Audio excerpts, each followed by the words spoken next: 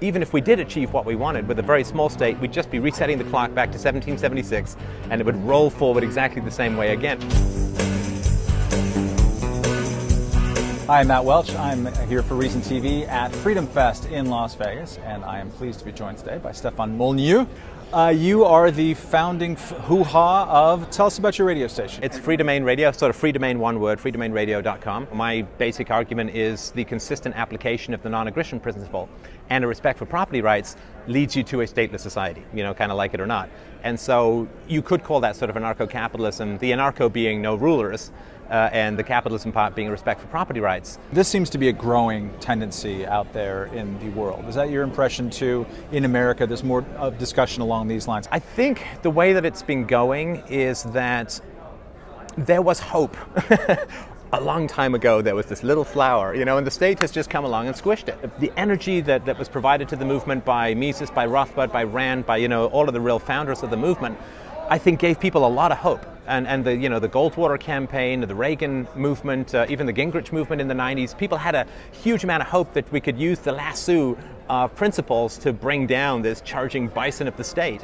And I think in sort of the 20, 25 years since there was a real resurgence in libertarian political activism, and I think quite an effective resurgence. I mean, the Libertarian Party didn't do hugely well, but its influence on the Republican Party has been enormous, I think.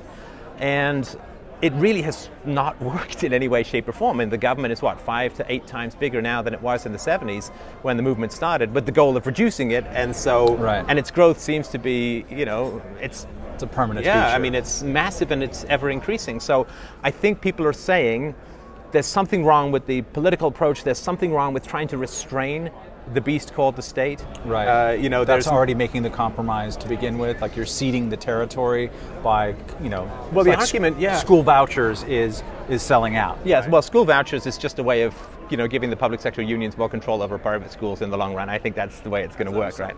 My theory is that if you look at the big scope of history, you've got small governments that crop up for a variety of reasons from time to time, either ideologically or a government collapses, or there's some war which leaves a territory vacuum in the middle or a power vacuum in the middle.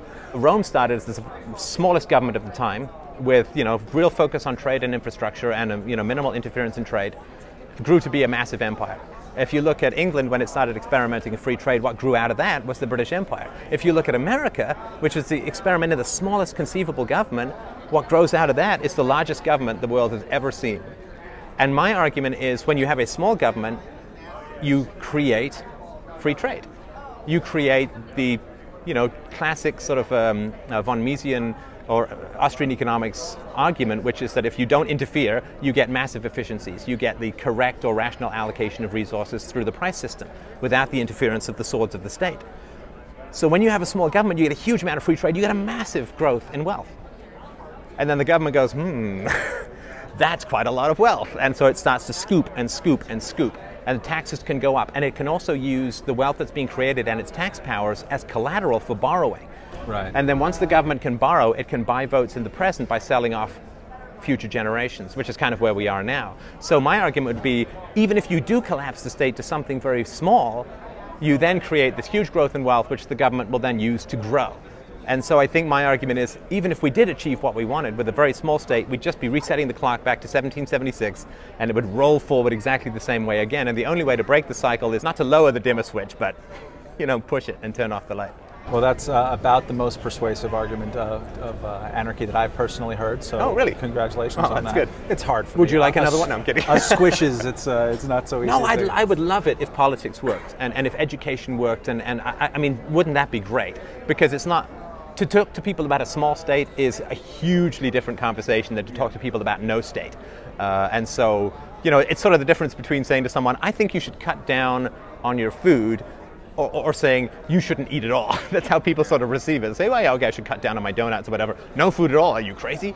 And so, and particularly in libertarian objectivist circles, you know, like the holy trinity of the small state, right? The police, the law courts, and the military. People will say, let's shrink it down to that. They can still conceive of how it would work. But when you start talking about, you know, private dispute resolution agencies, private defense agencies, I mean, there's these short circuits that go off in people's heads, and suddenly the matrix just shimmers and they sort of, you know, turn inside out, and it becomes a really challenging conversation. But I think that it's something that needs to be discussed, because it would be a real shame if we were chasing the government back down to something small that then becomes like, you know how stars, they collapse and then they go supernova. That to me is the real cycle. We crush the state back down again through incredible efforts of blood and propaganda and reasoning and argument and, you know, fractured relationships and wars and all that. And then it just keeps blowing up again. So I'm just really interested, at least exploring on how we might be able to break that cycle. Shimmering the Matrix here in Las Vegas with Stefan Molyneux. Thank you very much. For Reason TV, I am Matt Welch.